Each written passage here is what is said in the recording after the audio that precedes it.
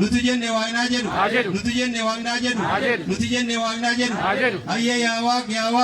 Oromoon bo'aa jira dhiigni isaa lolaa jira cabaa jira caba Oromoo kanaati fayyisi haati Oromoo bo'aa jirti ati garaashii fayyisi yaa waaqsi kadhannaa nu dhagayi yaa waaqsi kadhannaa nu dhagayi yaa waaqsi kadhannaa nu dhagayi Oromootu hidhaa keessa jira hidhaa keessaa nu baasi Oromoon hidhame haa hiikamu Oromoon hidhame haa hiikamu kan hidhe haa hidhamu Oromoon hidhame haa hiikamu kan Oromoo hidhe haa hidhamu kan Oromoo balleessuu yaadu ati balleessi yaa waaq balleessi nuti jenne waaqnaa jedhu nuti jenne waaqnaa jedhu nuti jenne waaqnaa jedhu Oromoon haa beeku walaa beeku adde Oromoo adda leencaa haa ta'u Cimini Oromoo cimina qeerransaa haa ta'u Oromoon haa lalistu Oromiyaan haa lalistu Oromoon walaa beektu Oromoon abbaa mirgaa haa ta'u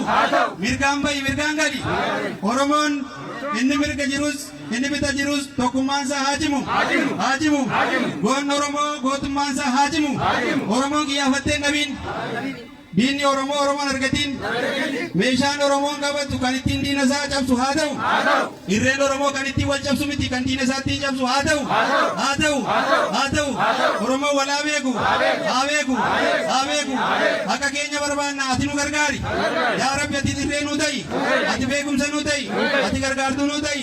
nuti si malee firan qabnu sitti mannaa sitti iyyannaa nu dhagayi si waammannaa nu dhagayi dhugaa keenya dabe dhugaa keenya nu deebisi dhugaa keenya falmannaa nu gargaari nu gargaari tokkummaan Oromoo haa cimu Oromoon walaa beeku walaa tumsu waliin haa jiraatu biyya isaarratti abbaa biyyaa haa ta'u malkaansaa kan Oromooti malkaan Oromoo kan Oromooti dacheen Oromoo kan Oromooti daangaan Oromoo hin sarbamu nuti jenne rabbaa jedhu haa jedhu qeerroon haa bulu qeerroon irreen kee haa jabaatu irreen kee diinaa cabsu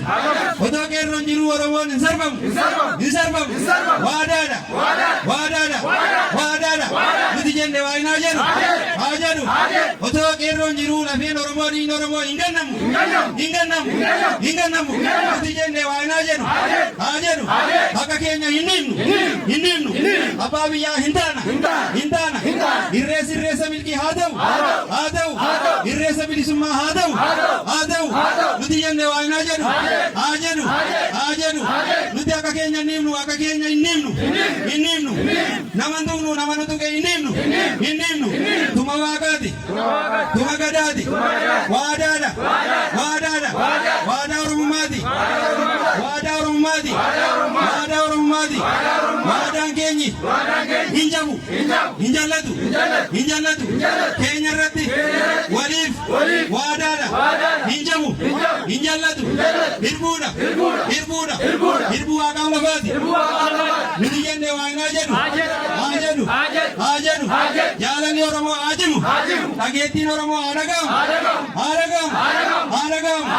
nuti addunyaa fakkeenya addunyaan nu haa beeku Oromoon haa beekamu kan Oromoo gadi qabu Oromoo irraa haa qabamu kan Oromoo hidhe haa hidhamu waadaadha waadaan keenya hin jabu ammallee yaa waaq kan nu keessa deemee nuti malwaksiitu argaa nu keessaa baasi dhooftu tawalwaallee bitamtu nuti nagarbu sit argaa nu keessaa baasi akka namaan barbaannu akka keenya barbaanna isa akka keenya barbaadu nurraa kaasi isa arraba keenya jallisuuf yaadu arraba isaa keessatti laamshesi isa dubbii keenya dhaga'ee namatti dhaqee odeessu gurra isaa dibbeetti godhi gani waaq nuti jenne waaqnaa jedhu haa jedhu anuma kanan beekaa kan itti asiran bitaa guutu abbootii siiqqeeti kennaa haadhotii siiqqee haadhotii siiqqeeti kennaa Marre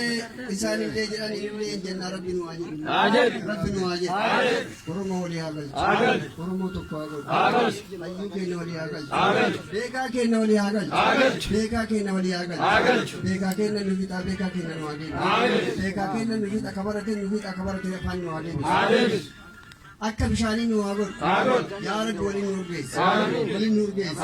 afaan tokko nu godhu gubbaa nagaa godhu gala nagaa godhu yaa rabbi